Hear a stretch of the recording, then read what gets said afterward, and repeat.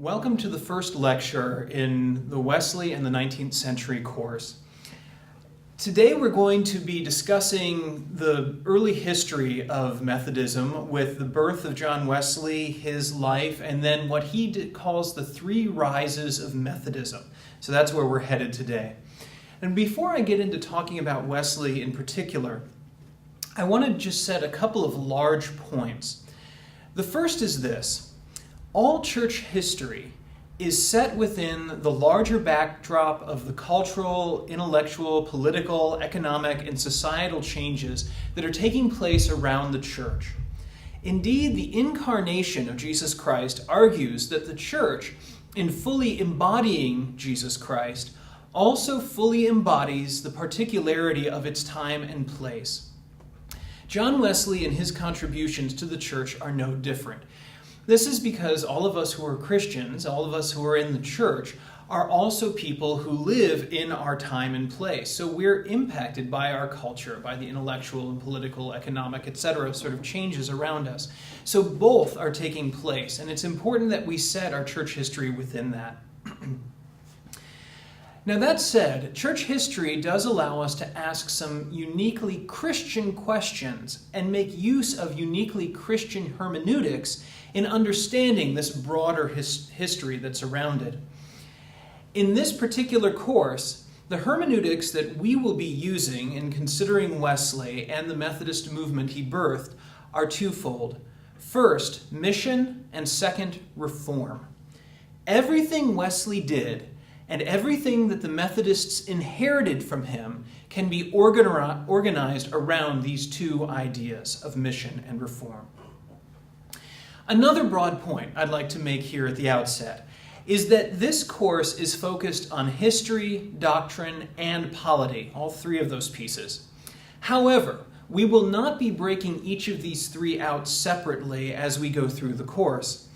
The reason for this is that the historical acts of Wesley and the Methodists, the polity of the church as it develops, and the theology of Methodism as it develops are all woven together in one common tapestry. Wesley thought of them as connected, and as a connected way of engaging in mission and working for the reformation of the church. And this reality, this connectedness, stayed with the Methodists both in Britain and as they moved over into the United States, because they always thought of the work of the church as something that was very practical and just integrated these three without really thinking of them in separate categories. And so that's how we'll be presenting them as well, although you will certainly hear all three going along the way, and when possible, we'll be flagging them for you to recognize. With that, let's take a look at the life and times of John Wesley. Wesley was born in the early 18th century. This was a time of significant upheaval in Europe, and particularly in England. So let's look at some of this backdrop to Wesley. First of all, philosophically, the Enlightenment was in full swing in the early 18th century. Now, the Enlightenment, as you've probably learned in your other courses, championed a move away from traditional authority to the importance of the individual.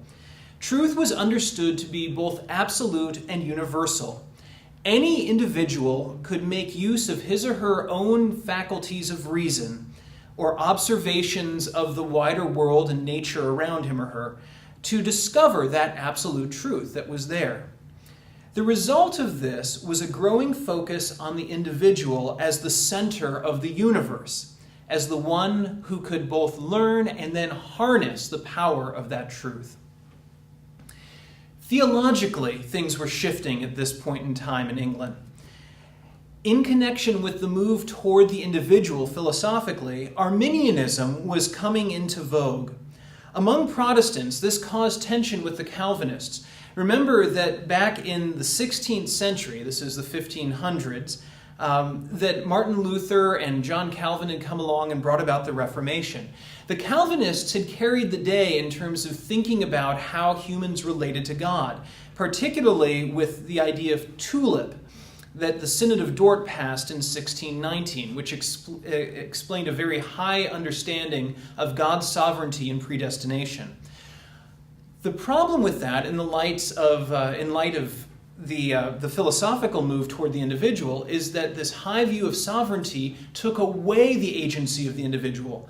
Arminianism argued that individuals had agency in determining their own salvation, along with the work of God. And so Arminianism was becoming much more popular, and Calvinism was beginning to slide. Also, theologically, out of Germany, there was a movement called Pietism that was picking up steam. Pietism was a reaction against scholasticism. Scholasticism was a move in church history that took place during the Middle Ages, which emphasized that we know God best through the use of our reason.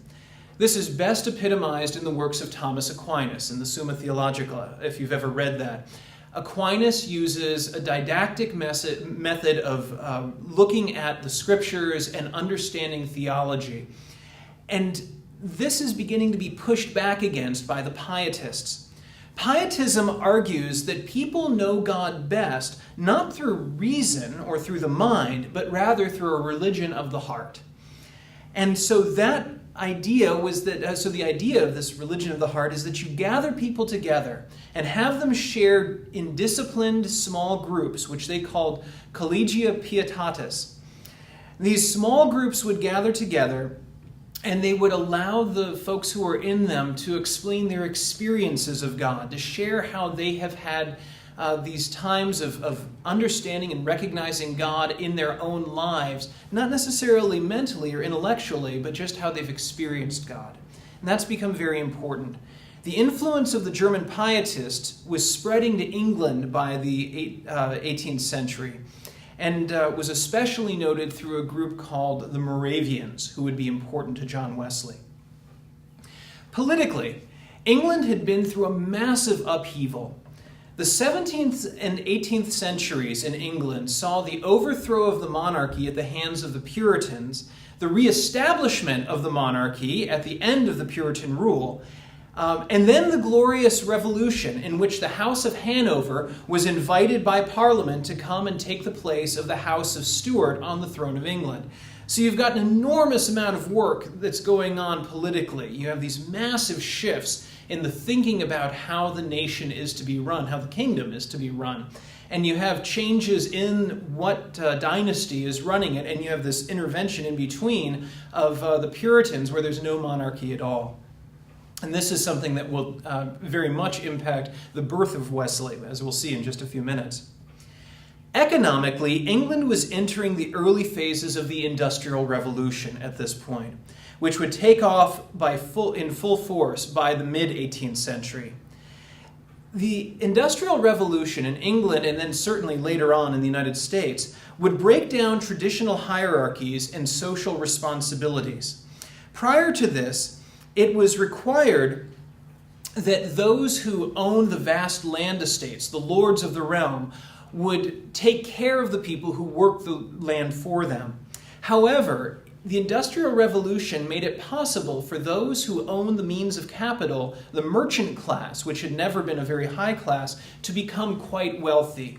And with that, these lords of the realm, the royal patrons, no longer needed to provide for their workers the way that they had before, because the Industrial Revolution made a way open for people to work in private firms and to try to make their own way, potentially to wealth, but also potentially to the squalid situation of being the working poor, stuck in the midst of that industrial revolution that was beginning. And so you have the development of the current class system that we know today that was taking place in England at this time. Along with this, the economics were being impacted by the fact that the Age of Discovery, which had begun with Columbus in 1492, was still underway. Great Britain had colonies all around the world, not least of which were on the eastern shore of North America at this time. And they engaged in regular commerce and helped sustain the national economy by engaging with these colonies. Most important of all of those major trades was what became known as the Triangle Trade that moved across the North Atlantic, which moved from the England coffers that would pay for the ships to move down to North Africa. Those North Africans, the slaves would be picked up in North Africa, taken over to the North American colonies where sugar or cotton was being produced, and then that would be brought back over to England and it would be distilled into rum or into textiles. Finally, the Church of England. The Church of England remained the state church in this time, as it does to this day. And the Church of England sought to deal with all these realities that were going on around it, first and foremost by remaining faithful to the king. However, this was no mean feat, given the changes politically that had been happening. It was also trying to work out what it meant to be faithful to the gospel, given all of the massive changes that its worldview was undergoing, particularly with the rise of the colonies and the recognition of people who lived around the world. It was trying to find ways to make sense of all of these massive upheavals and stay faithful at the same time. The result of this is that the Church of England became filled with different groups of people. And I want to just run through a few of their names so that you become aware of them and you understand how they fit into this story. One group of people in the Church of England were called the Latitudinarians. The Latitudinarians, just so you... The Latitudinarians were a group of people who understood that reason was the most important part of being a Christian. They were not as interested in the rites and traditions of the Anglican Church. They just wanted to be reasonable in how they lived out their faith. They got their name from the fact that they left a wide latitude for how to express their Christian faith, as long as it seemed like a reasonable route to go. The second group were called the non-jurors. Now, the non-jurors were a much more conservative group. These were folks who were opposed to the Glorious Revolution. They did not believe that the House of Hanover should have taken over from the Stuart monarchy, the Stuart dynasty that had been in place beforehand. And so the non-jurors were very, very conservative in their politics, and they also were conservative about the Church of England. They wanted to see things followed just so in the Book of Common Prayer so that people remained in the proper form of their Christian faith. Finally, there was another group called the Dissenters. Now, the Dissenters... actually, it's a large kind of bucket name that has a number of different groups in it. The best known of the Dissenters were the Puritans. The Dissenters were people who did not believe that they could stay within the Church of England and live out their faith the way that the Bible taught them to live out their faith. They tended to have a very high view of the Bible and a very low view of the Book of Common Prayer or of the traditional rites of the church. However, they were not latitudinal in the sense that they just believed they'd follow reason wherever it went. They held the Bible up as the chief piece instead. The Puritans, as I mentioned, were the primary ones, primary dissenters. Now, the dissenters were given legal place to follow their consciences and how they lived and how they practiced their faith by the Church of England. They were not Anglicans. They were dissenting from it, and so they separated from the Church of England and lived and worshipped in their own separate ways. The Puritans primarily did this through what they called covenant theology. Covenant theology argued that the way that you should live is in a pure covenant with God. And you engaged in that covenant by focusing on conversion, first of all, making sure that you had a clear understanding of entering into a relationship with God that was covenantal.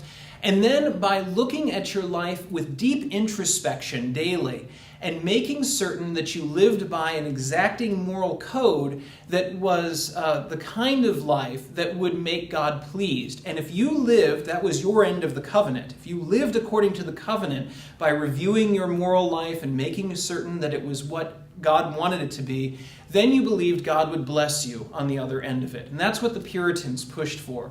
They wanted not just individuals to do this, but whole communities to do it. In fact, that's where New England came from. The New England folks were Puritans who established colonies that would be a New England compared to the Old England. And that New England would be covenantal and living in the right way with God and be blessed by God in ways that the Old England was not, because it was not a covenantal theology that it was living by. The hope the Puritans had was that New England would be a light that Old England would see, and then it would convert Old England to living according to the Puritan code. Of course, that didn't happen, but notwithstanding, that was the logic behind it. Now, why bother taking time to look at all of this?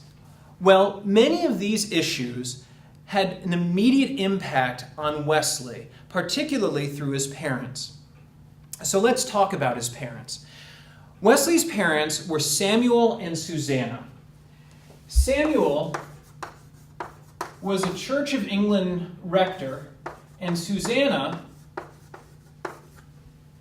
his wife, was also an Anglican, but both of them had grown up under Puritans, and that's important, that they're both Anglican, but they had come along from the Puritans. Let me tell you a little bit about it. First of all, politically, they were opposed to each other. Samuel, as a good Anglican, argued that he needed to honor the king no matter who the king was. The Book of Common Prayer includes a prayer for the king. And he argued that he needed to pray for the king no matter who the king was. And that meant that he even prayed for William of Orange, who was the first of the House of Hanover, when he was enthroned as the King of England. Susanna, on the other hand, argued, no, the only kings came from the House of Stuart.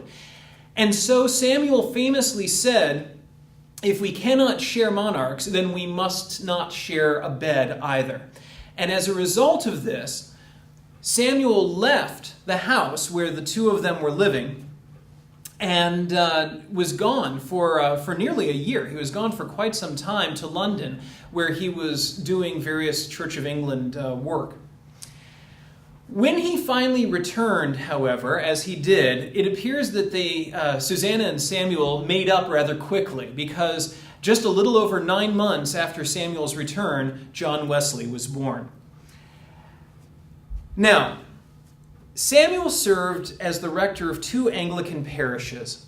One was in the town of Epworth and the other one in Root. Both are in the northern part of England, and both parish houses actually are still there to this day. Epworth is this sort of quaint little village that you can go to, and the Epworth Rectory is still there, and the church itself is still there.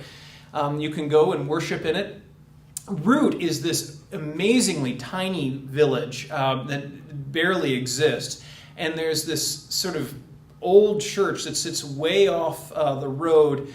In front of it is a giant cemetery that you have to walk by to get there, so it's a little bit macabre. But you get there and you can get in and see this tiny little chapel of Root where he was at one point a rector.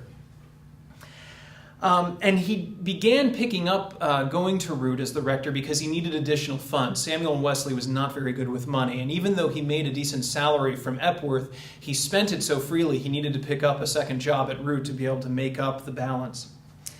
He even spent some time in debtor's prison because he took out so many loans to hold up his spending habits.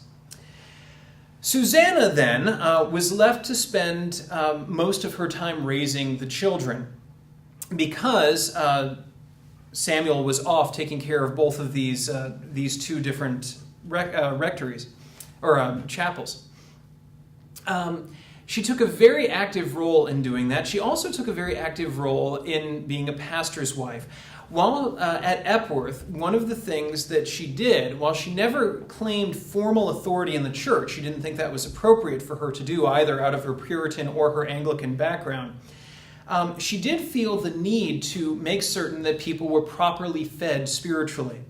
And so when Samuel left to go on his lengthy journey to London, one of the things she began to do was to hold routine Bible meetings at the Epworth Rectory. And you can see how she did that if you go to the Epworth house today. There's a large downstairs area that had windows that opened out into the garden. And so people would come to this Bible meeting, and over time, so many came, they'd have to open the window, and folks would sit outside to participate and hear her teaching. These became so popular that the folks were not going to the Sunday morning services. They were coming to hear her teach the Bible instead. And the rector that had been put in place by Samuel to hold his place while Samuel was out to London began to complain about this. Susanna wrote to Samuel and said, "If you don't want me to do it, then give me the direct command from you so that on the day of judgment I can let God know that it was you and not I who decided to do this." We don't have a return letter from Samuel, so we don't know if that command was ever given. But it seems that more than likely Susanna probably got to continue teaching her Bible study. So this is some of the background that you get of what's going on as Wesley enters the world. Now, Wesley himself was born on the 17th of June in 1703 to Samuel and Susanna. He was the 15th child that they had. He had a total of 10 brothers and sisters that would all survive to adulthood along with him, 3 boys and 7 girls. Susanna's child rearing, it's worth pointing out, entailed teaching the children to read in a single day once they reached an age at which she deemed they were capable of doing it. She would sit down with them, she would bring her Bible, and by the end of the day, they were reading. And she did this with every one of her children, both the boys and the girls. She also would set aside a single day each week in which she could sit down with the children who were still at home and focus her entire attention on that child during the day. And since there was such a wide age gap between them, there were never more than 7 children at home at any given time, so she could give over a whole day to each child of the week. So she would do this. She had a clear sense there was something special about John from the beginning, and this became particularly acute for her when John was 5 years old.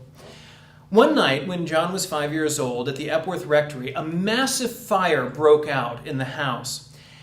Most historians think that it was started as arson, because Epworth is in this little village that's up in the northern part of England, and the folks who were there were not strong monarchists. They would have preferred to have been left alone by the monarchy, particularly in terms of taxes. However, Samuel, as a good Church of England rector, insisted on praying for the king and was a good monarchist himself. And so it's likely that out of frustration over this, the folks that were parishioners of Samuel came and set fire to the rectory. Well, the family was able to escape to safety with the exception of John, or as he was known by the family, Little Jackie. When they realized that he wasn't there, they looked up and they saw him, and he was hanging out of a top window. And there's little Jackie that's sticking out the window, and he can't get down because the house is engulfed in flames.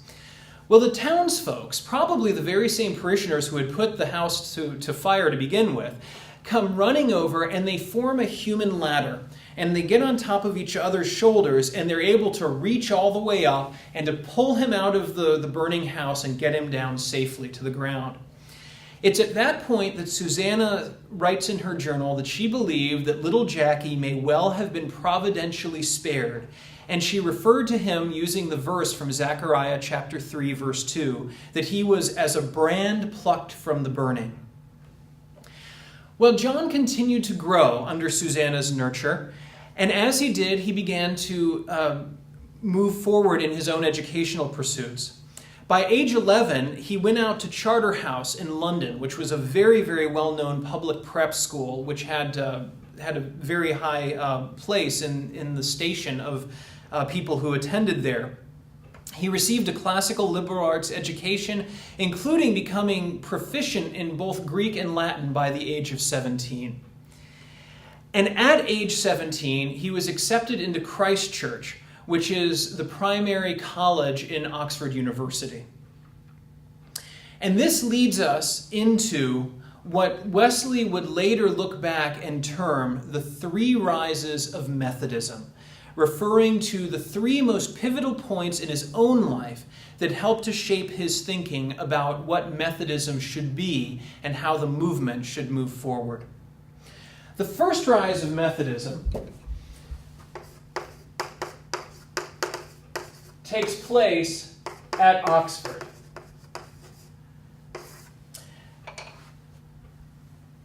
Now, it doesn't take place when Wesley first gets there. So let's move through the history a little bit, and we'll get to where the first rise begins. Wesley studied classical liberal arts when he got to Christ Church, with the goal of becoming an Oxford Don. That's what he wanted to be when he grew up. He wanted to work as a professor at somewhere in the Oxford University system. There were some good reasons for doing this. The position of being an Oxford Don granted people a lifelong stipend, so long as they were bachelors at any rate, living quarters where they could always go, and the capacity to return to the college in Oxford at any point they wanted to in order to take on students.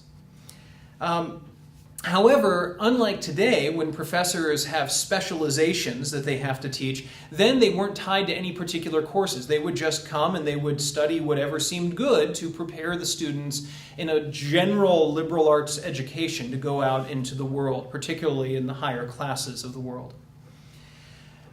To become an Oxford Don in those days, ordination was expected. Oxford was a very conservative institution, and it was heavily connected to the Church of England. So the expectation is simply that if you wanted to work at Oxford, you needed to become an Anglican priest. And so for this reason, primarily, above all other reasons, Wesley determined that he would be ordained. So it wasn't because we have any sense that he felt that he needed to go into the ministry because he was called to it. Rather, this was just part of his vocational desires in terms of teaching at Oxford. So accordingly, John began to study for the ordination exams, along with working on what was then called a Bachelor of Divinity degree at Oxford. Wesley succeeded in this endeavor, and he was ultimately accepted as a fellow, or as a Don, at Lincoln College of Oxford. Oxford University, if you know, is a system of multiple colleges that are all scattered throughout the city of Oxford. And Lincoln was the college that catered particularly to those people in England who came to study from the part of the country in which John was. Lincolnshire, or Lincoln County as we would call it, was the area in which Epworth and Root were situated. And so John became a Don there at Lincoln. And he became a Don there in 1726. He went on to complete his Master of Arts in 1727, and he was ordained a presbyter in 1728. So he had all the pieces that were in place in order to hold and sustain his position as an Oxford Don. Now, a side note here that's important to pick up on. Wesley's famous dictum that he would utter much, much later, that the world was his parish. In many ways, we think this comes from the fact that he was a Don at Lincoln College.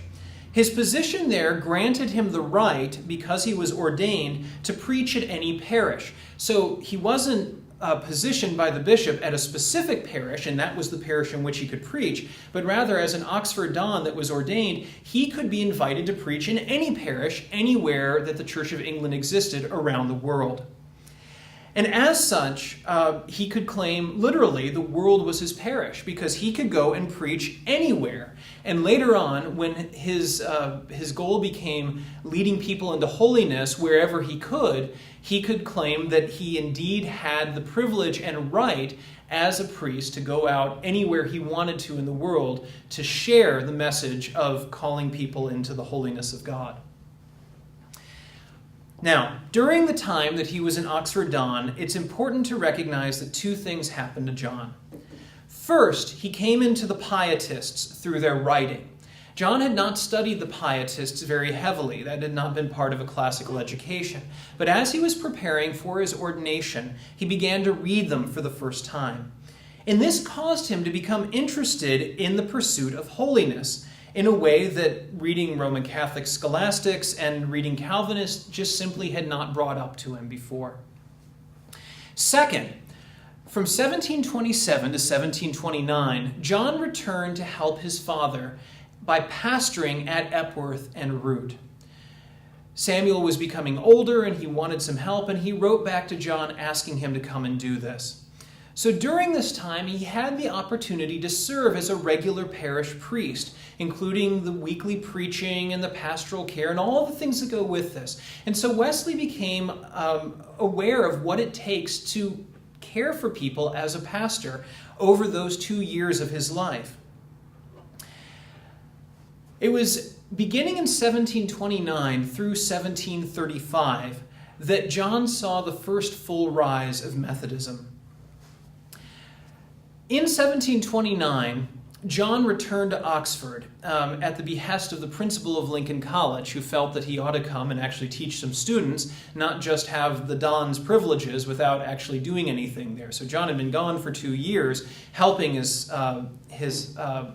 father back in Epworth and Root, and he gets recalled to actually take on the work of teaching people at Lincoln College. When he gets back to Lincoln College, he takes on a few pupils, one of whom is Charles Wesley, his own brother, his younger brother, who had come to Christ Church. And while he was there, 2 other students began to meet with John and Charles. John presided over them, and he didn't just teach them the classics, he also began to be concerned about their spiritual formation. And it was out of this that the Holy Club comes into existence. The Holy Club distinguished itself as a group of people who worked very, very hard to demonstrate their sincerity of wanting to participate in the holiness of God. They did this primarily by attending to a very strict discipline and spiritual rigor. And this included a variety of activities, such as fasting, having regular meetings, reading spiritual books in addition to the scriptures, regular attendance at worship and receiving of the sacraments, intense introspection and journal keeping, you'll remember that from the Puritans, visiting prisoners and those who had fallen sick, and finally working with the children and with the poor. So they were doing all of these things because they were trying to understand what it meant to be to live a holy life. And they were influenced by the Pietists, but they were also very conservative Anglicans at the same time. That's worth recognizing. By 1733, so this begins in 1729, by 1733, what's interesting is that this initial little group of just 4 people who had been meeting had now expanded. There were not only more people coming to this original Holy Club, but there were other similar groups that were beginning to crop up all along Oxford with various university students who were desiring to emulate what they saw the Holy Club doing. The group gained both in notoriety and in infamy as all of these additional young men became excited about it and also wanted to try their hand at this strictly disciplined life. It was here that the name Methodist first gets attached to the movement. In fact, there were a good number of names given to the Holy Club, most of them that were not particularly kind, and Methodist was the one that ended up sticking the most. Wesley himself very much disliked the name, but he ultimately claimed it because if you think about what some of the other names are, it was probably the best that he could have gotten away with. And it's also the one that entered into the popular mind. Wesley at this point thought that he would end up staying in Oxford to lead this movement, and that's just the way that his life would progress. But his father became very, very ill, and his father's death in 1735 called him away. So Wesley went back up to visit with his father, and then he felt like he needed to do something to honor his father's wishes. His father's chief wish was that Wesley would take over the chapels in both Epworth and in Root. However, he didn't feel like he was called to that. That was too narrow for him. He did, however, find out that his father had also very much wished one day to go over and do ministry in the colonies in North America. And so Wesley determined that that's what he would do. This would be his next very disciplined step in a life of holiness, to go over to the colony of Georgia under Governor James Oglethorpe, who was a family friend. Both John and Charles decided to go over and do this. This leads us to the second rise of Methodism. From 1735 to 1738, John would go and spend time in Georgia. During this time, two great events occurred that influenced John and would therefore influence the Methodists that followed him. So we want to put this up here. The second rise is in Georgia.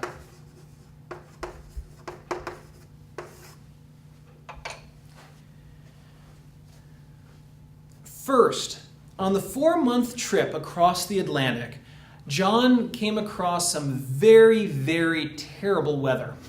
In fact, the Simmons, which was the boat that he and the other Anglicans, including his brother and those other missionaries that were being sent over were in, was tossed around and just was in very real danger of possibly sinking. Wesley and the several English missionaries, the Anglican priests that were on the boat, cowered in fear. They screamed and they cried, and they were deeply worried that they were going to end up dying. And all of that strict life that they had lived to try to be holy back in Oxford didn't seem to avail them anything in terms of giving them peace about their own lives or their potential death. However, there were a group of Moravian pietists who were also on board the Simmons that were going to establish themselves as colonists in Georgia. And Wesley noticed that this group was incredibly peaceful during these huge storms. And it wasn't just the men, it was the women and the children as well. In fact, when the storms would get to be their worst, the Moravians would gather together and have prayer meetings and be singing hymns, and did not seem to be in the least bit concerned that death was a very real possibility for them. In this, Wesley began to search for a new way of understanding holiness that would offer him assurance of salvation, so that he was not simply trying to work his way into God's holiness, but was receiving the ministry of God's assurance at the same time. The second thing that happened is that when Wesley arrived in Georgia, he struggled with the existing church and its requirements of him. When he got there, he had sincerely hoped to particularly focus on ministering to the Native Americans that were in the area. He had hoped that he would go and be an evangelist to people who had never heard the gospel. In fact, when he got there, he found that he was being called by Governor Oglethorpe to spend most of his time helping the British who had already arrived in Georgia just to try to have a normal life by having a regular parish priest that they could have services with. And this very much disappointed Wesley. On top of that, in the process of being a parish priest to them, he was troubled by what he saw as the deep pettiness of the colonists. The people were constantly bickering with one another, and they were engaging in regular slander of each other for political gain. Remember, they're no longer in England. They're over in Georgia, which is a comparatively wild place. And so this may be pushing it too far, but there's a sort of Lord of the Flies situation that's developing among the British, where they're all trying to scrap for a higher place in the socioeconomic system than they could have gotten back home. This is a major reason why people would come over as colonists from England, is that they could reach for a higher status than they ever could have reached back in the very strict hierarchy of back in England. Here in America, they had an opportunity to move beyond that, and so there was a lot of backstabbing for that kind of social gain. Wesley was also deeply offended by what he saw as the serious negligence on the part of the British in terms of offering the Christian faith and education to the African slaves, whom he found, when he had the opportunity to work with them, to be a very excited audience who received what he had to say and were hungry to grow in the faith. Now, Wesley did try to raise a society similar to what the Holy Club had been when he was in Oxford once he reached Georgia, but largely he failed while he was there. He spent most of his time bringing criticism against the ways of that the colony was operating and seeking his own route to holiness and assurance through learning from the Moravian practices. It should be recognized that many of the people in Georgia disliked Wesley because he was so strict in his Holy Club work, and they didn't like hearing the criticisms that he had to bring either. Wesley at this point was still a very conservative Anglican priest, even though he was beginning to have these pietistic tinges to himself. And it didn't go over well in Georgia, which was this more open-ended place to exist. Notably, though, one thing that did stick that Wesley did is that Wesley noticed that the Moravians always sang as part of their worship services, something that wasn't traditionally part of the worship services that the Anglicans had. And Wesley introduced regular hymns into the Anglican worship services, and it stuck. And certainly it has stuck to this day in the way that Methodists worship. Hymns are part and parcel of what we do when we gather to worship. Now, for all of Wesley's righteous indignation about what he was finding in Georgia, one of the things that happened is that he came to realize, I should say, he didn't know it going in, he was not immune to the pettiness that was around him. This came into its fullest flower when he began tutoring a young woman named Sophie Hopke. Part of what he would do is to tutor some of the younger people that were in the colony so that because he was an Oxford Don, and they would be able to pick up their education as well from him. Wesley became attracted to her, and it's very clear that he was attracted to her, but he was uncomfortable with the idea of marrying her because he felt like he wanted to be an Oxford Don, and you stayed a bachelor to do that. So when Sophie, understandably, decided she'd marry someone else who actually was willing to propose and to offer her a life, he became really quite angry with her. And he went so far as to ban her from taking Holy Communion. In response to this, she swore out an affidavit against Wesley, claiming that he was misusing his role of his authority as an Anglican priest. A grand jury was called together, and they began to work on it, and by the time they had finished, Wesley was facing an increasing number of charges. Not just the initial affidavit, but over a dozen charges were being brought against Wesley. While Wesley was unrepentant of what he had done, he ultimately determined that it would not be worth it to stay and try to fight this charge that was these charges being brought against him in Georgia. And so in 1738, as a somewhat broken man, he left to head back home to England. And as he was heading back, he despaired of his own capacity to become holy because he had failed to raise any serious societies while he was there, any similar holy clubs to while he was there. He had also failed to find the assurance that he had found that the Moravians had. And so he really didn't know what he would do when he got back. 1738, in many ways, is a momentous year in the life of Wesley and in the development of Methodism, because it marks what Wesley would call the third rise of Methodism. So the third rise, and he would ultimately claim it to be in London, which we'll get to. And it's in the year 1738.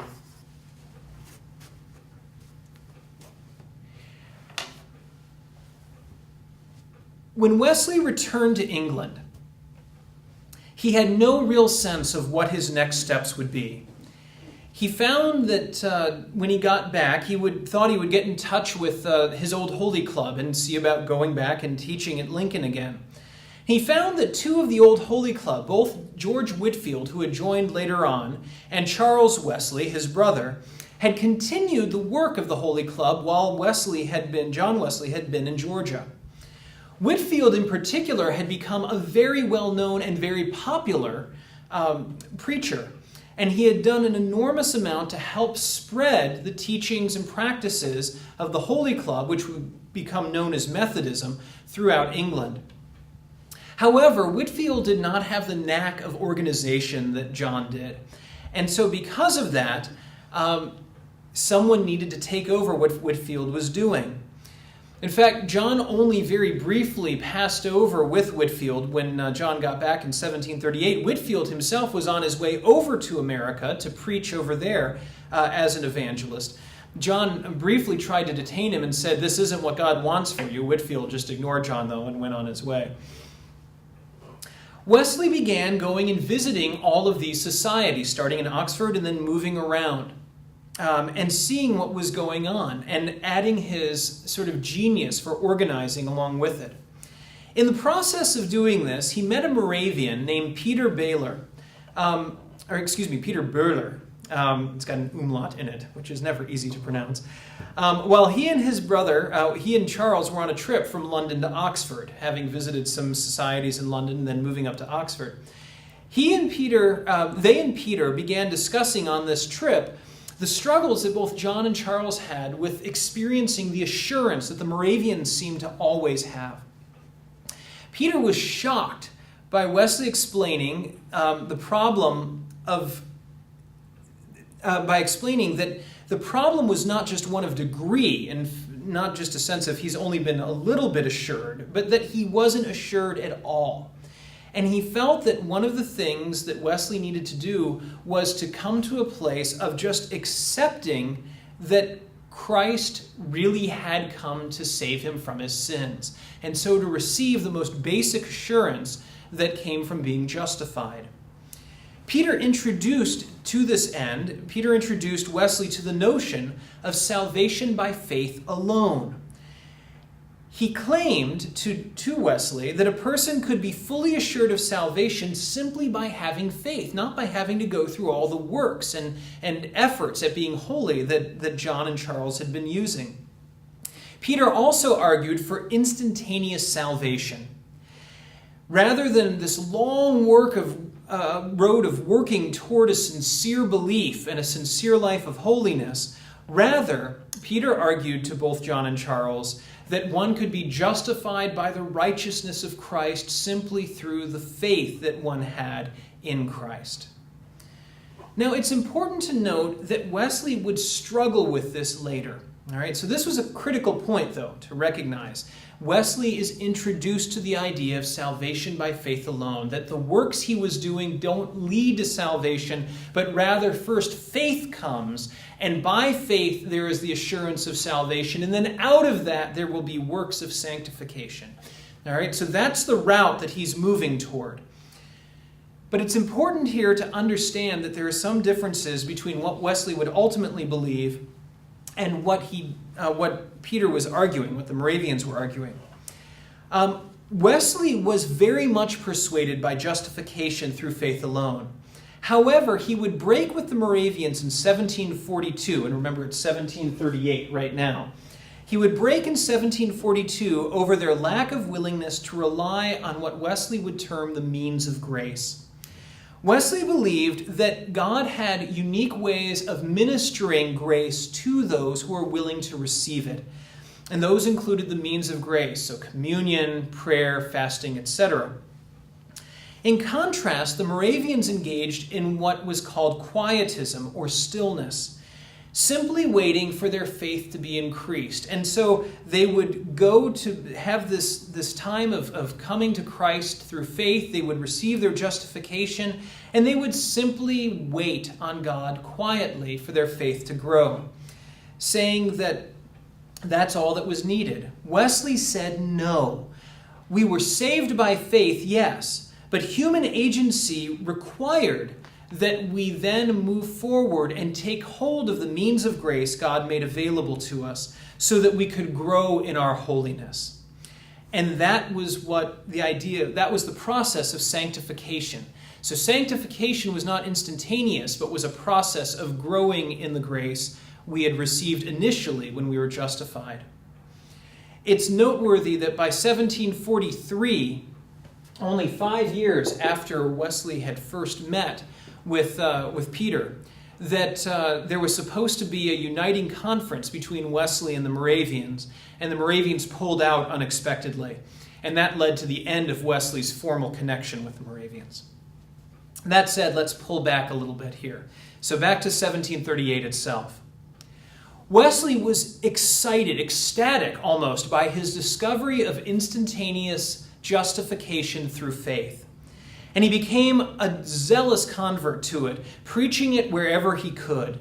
In fact, this caused Wesley to be barred from several pulpits around England. The world may have been his parish, but there were several parishes that did not want Wesley in their pulpit because he would emphasize salvation by faith to the point where, at least in this early part of his life, he was ignoring all the rites and rituals that were supposed to come along with being a good Anglican.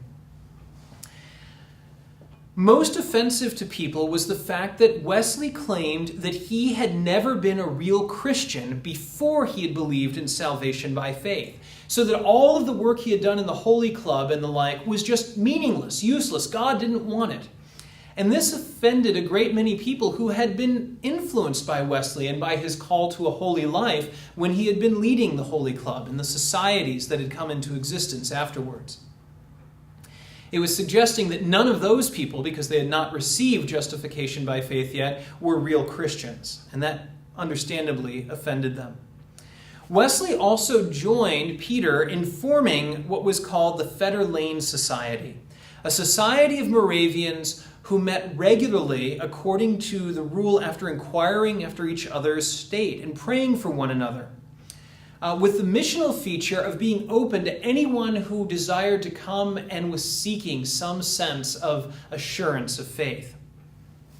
Now, it's important to notice that Peter would leave very soon after the establishment of the Fetter Lane Society to go back to Germany, where he had come from, and that left Wesley as the de facto leader. And this means that Wesley is now leading a group of people who believe in salvation by faith, the first time that he's done that, even though he's run the Holy Club and its attendant societies before that.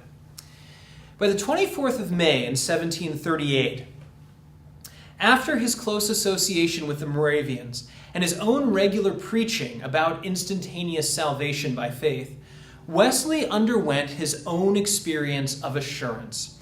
You've heard the story, I'm sure. Attending a society meeting on Aldersgate Street, where a group of Moravians were, Wesley described feeling his heart being strangely warmed, which was attended by an assurance that God had indeed forgiven him of his sins.